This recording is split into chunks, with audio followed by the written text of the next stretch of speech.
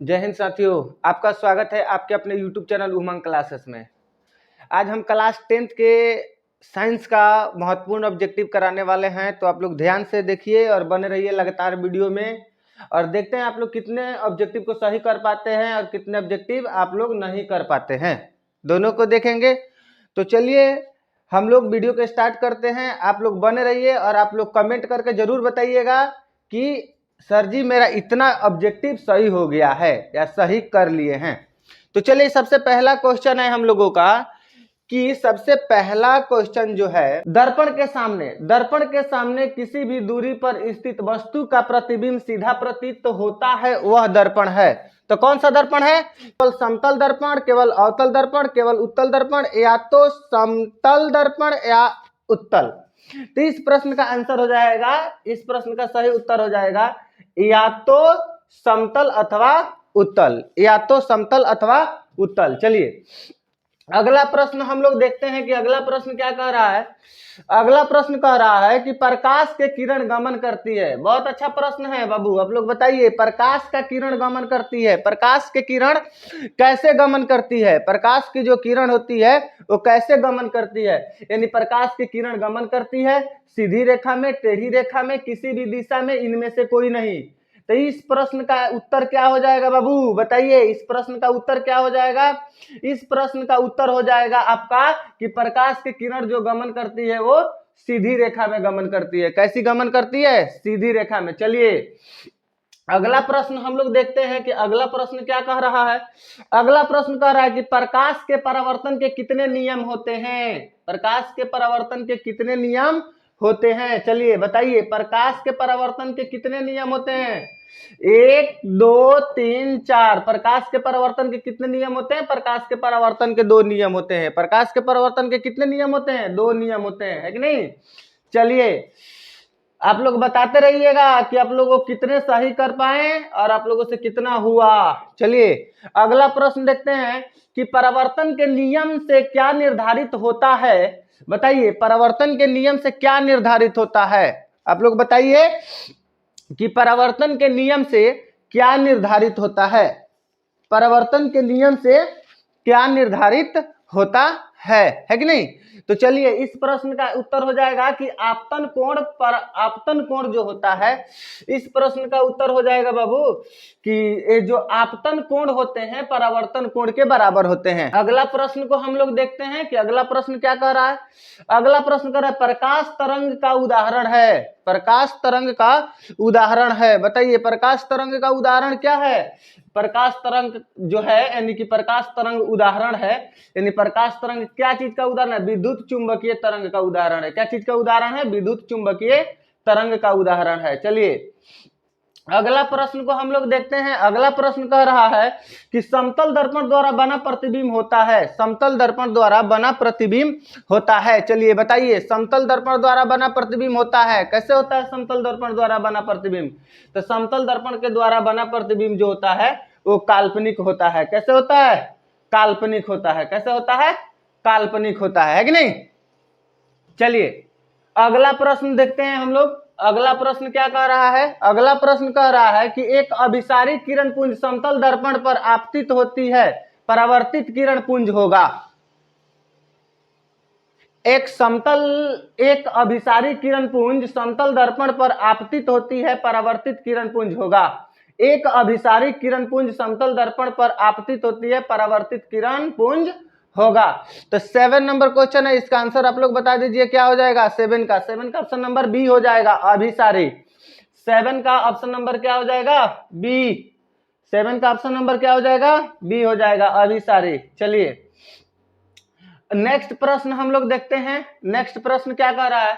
Next प्रश्न कह रहा है कि समतल दर्पण द्वारा बना प्रतिबिंब होता है। समतल दर्पण द्वारा बना प्रतिबिंब होता है। चलिए बताइए इस प्रश्न का उत्तर बताइए आप लोग। इस प्रश्न का उत्तर बताइए। समतल दर्पण के द्वारा बना प्रतिबिंब होता है। कैसा होता है कि नहीं?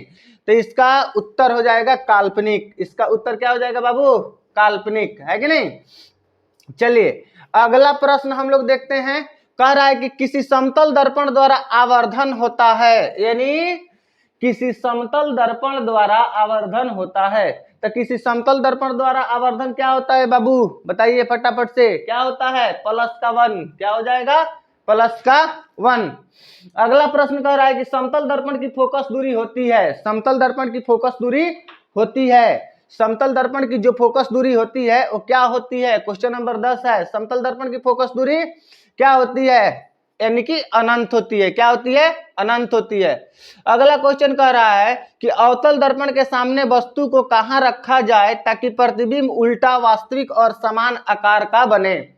यानी कहने का मतलब ये है कि अवतल दर्पण के सामने वस्तु को कहां रखा जाए ताकि प्रतिबिंब उल्टा, वास्तविक और समान आकार का बने। तो बताइए बाबू कहां पे रखा जाए, है कि नहीं। इस प्रश्न का उत्तर हो जाएगा वक्रता केंद्र पर। इस प्रश्न का उत्तर क्या हो जाएगा, वक्रता केंद्र पर। चलिए अगला प्रश्न है, कह रहा है कि उत्तल दर्पण में बना प्रतिबिंब, नहीं, उत्तल दर्पण में बना काल्पनिक प्रतिबिंब होता है, उत्तल दर्पण में बना काल्पनिक प्रतिबिंब होता है। अच्छा प्रश्न है जो कि आप लोगों का 2021 में सेकंड पाली में भी पूछा है और फर्स्ट पाली में, यानी कि 2021 के एग्जाम में फर्स्ट पाली और सेकंड पाली दोनों में पूछा है। तो आप लोग इसको बताइए, कमेंट कीजिए फटाफट से, कमेंट फटाफट से कीजिए और बताइए कि उत्तल दर्पण में बना प्रतिबिंब काल्पनिक प्रतिबिंब होता है, उत्तल दर्पण में बना काल्पनिक प्रतिबिंब होता है, कैसा होता है बताइए। इस प्रश्न का उत्तर बताइए। इस प्रश्न का उत्तर हो जाएगा सीधा एवं हासित, सीधा एवं हासित। अगला प्रश्न देखिए, दाढ़ी बनाने के लिए कौन सा दर्पण उपयुक्त किया जाता है, यानी दाढ़ी बनाने के लिए कौन सा दर्पण उपयुक्त है, यानी दाढ़ी बनाने के लिए कौन सा दर्पण का उपयोग करते हैं, बताइए फटाफट से। 13 नंबर क्वेश्चन है, फटाफट से आप लोग कमेंट कीजिए, बताइए। यानी कि दाढ़ी बनाने के लिए कौन सा दर्पण का उपयोग किया जाता है, दाढ़ी बनाने के लिए कौन सा दर्पण का उपयोग किया जाता है। तो इसका उत्तर हो जाएगा ऑप्शन नंबर सी, अवतल। ऑप्शन नंबर सी हो जाएगा, अवतल हो जाएगा। चलिए अगला प्रश्न देखते हैं। कह रहे कि निम्नलिखित में से किसी कार के अग्रदीप में, निम्नलिखित में से किसी कार के अग्रदीप में कौन सा दर्पण उपयोग करते हैं या कौन सा दर्पण का उपयोग किया जाता है। तो बताइए कार के अग्रदीप में कौन सा दर्पण का उपयोग किया जाता है, फटाफट से आप लोग बताइए। इसका उत्तर हो जाएगा अवतल दर्पण। इसका उत्तर क्या हो जाएगा, अवतल दर्पण। चलिए अगला प्रश्न हम लोग देखते हैं, किस दर्पण का उपयोग गाड़ी के साइड मिरर के रूप में किया जाता है, किस दर्पण का उपयोग गाड़ी के साइड मिरर के रूप में किया जाता है। तो बताइए 15 नंबर क्वेश्चन, 15 नंबर क्वेश्चन का उत्तर हो जाएगा उत्तल दर्पण। क्या हो जाएगा, उत्तल दर्पण। चलिए अगला क्वेश्चन देखते हैं। अगला क्वेश्चन क्या कर रहा है, कह रहा है कि निम्नलिखित में से किस दर्पण का फोकस दूरी धनात्मक होती है, निम्नलिखित में से किस दर्पण की फोकस दूरी क्या होती है, धनात्मक होती है। 16 नंबर, 16 नंबर का उत्तर क्या हो जाएगा, बी, उत्तल दर्पण। 16 नंबर का आंसर क्या हो जाएगा, बी, उत्तल दर्पण। चलिए 17 नंबर देखते हैं, हजामत के लिए किस दर्पण का उपयोग होता है, हजामत, हजामत के लिए किस दर्पण का उपयोग होता है, यानी कि जो हजामत में जो दर्पण का उपयोग होता है उस दर्पण का निम्नलिखित में से किसका उपयोग होता है, बताइए बाबू। 17 नंबर का हो जाएगा ए, 17 नंबर का क्या हो जाएगा, ए, कौन सा, अवतल दर्पण। कह रहा है कि काल्पनिक प्रतिबिंब होता है, काल्पनिक प्रतिबिंब होता है, सीधा, उल्टा, ए और बी दोनों, इनमें से कोई नहीं। बताइए काल्पनिक प्रतिबिंब कैसा होता है, काल्पनिक प्रतिबिंब आपका सीधा होता है। चलिए अगला कह रहा है, किस दर्पण में दूर की वस्तु का प्रतिबिंब सदैव सीधा होता है, किस दर्पण में दूर का वस्तु का प्रतिबिंब सदैव सीधा होता है। तो चलिए बताइए इसका उत्तर क्या हो जाएगा, इसका उत्तर हो जाएगा या तो समतल अथवा उत्तल। चलिए अवतल दर्पण की फोकस दूरी होती है, अवतल दर्पण के आप लोग वीडियो का स्टॉप कर करके भी आंसर बता सकते हैं कमेंट में, है कि नहीं। तो बताइए कि अवतल दर्पण की फोकस दूरी होती है, अवतल दर्पण की फोकस दूरी कैसी होती है बाबू, बी नंबर इसका उत्तर हो जाएगा। क्या बी नंबर, ऋणात्मक। चलिए अगला प्रश्न कर रहा है कि किस दर्पण में, किस दर्पण से हमेशा वस्तु से छोटा प्रतिबिंब प्राप्त होता है, किस दर्पण से हमेशा वस्तु से छोटा प्रतिबिंब प्राप्त होता है। तो इस प्रश्न का उत्तर हो जाएगा ऑप्शन नंबर ए, उत्तल। ऑप्शन नंबर ए, उत्तल, है कि नहीं। चलिए अगला प्रश्न कर रहा है, वायु में प्रकाश की चाल निर्वात की अपेक्षा होती है, वायु में प्रकाश की चाल निर्वात की अपेक्षा होती है कम, क्या होती है, कम होती है। इस प्रश्न का उत्तर हो जाएगा ए। अगला प्रश्न कर रहा है कि प्रकाश की चाल विभिन्न माध्यमों में समान होती है, भिन्न भिन्न होती है, ए और बी दोनों, इनमें से कोई नहीं। तो प्रकाश की चाल विभिन्न माध्यमों में क्या होती है बाबू, बताइए। प्रकाश की चाल विभिन्न माध्यमों में भिन्न भिन्न होती है, ऑप्शन नंबर बी। प्रकाश की चाल विभिन्न माध्यमों में क्या होती है, भिन्न भिन्न होती है, ऑप्शन नंबर बी।